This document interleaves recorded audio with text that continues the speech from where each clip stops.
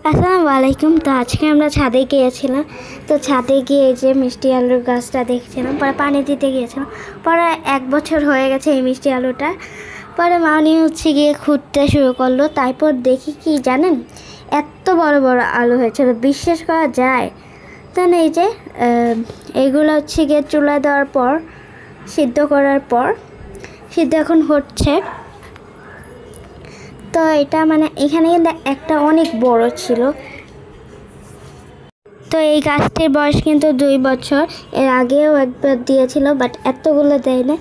তো এই যে এখন গিয়ে সিদ্ধ করার পর চুলো দিয়ে নামিয়ে নিল। তো এই যে এখানে শাক দিয়েছে চুলে। তো আমরা ছাদে গিয়েছি একটা কারণে না, গাছে পানি দিতে, তারপর আলুটা ফুটলাম, তারপর শাক তুললাম, অনেক কিছু করতেই আমরা গিয়েছি।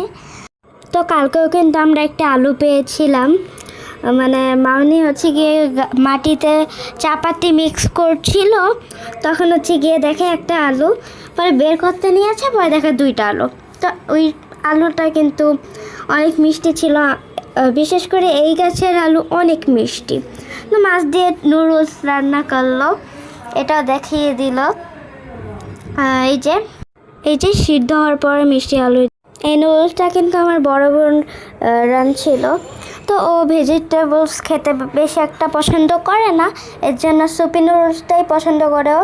ভেজিটেবলস নুডলসটা কিন্তু ওর এত পছন্দ না, এর জন্য ওটা বানাও না। তো এই যে শাক রান্না আছে, তো 2টা একসাথে রাঁধছে, তো কিছু মনে করবেন না, ক্যামেরাটা একটু রয়ে যাচ্ছে। তো যাই হোক, আজকের ভিডিওটা কিন্তু এই পর্যন্তই। সবার কেমন লাগলো অবশ্যই জানাবেন।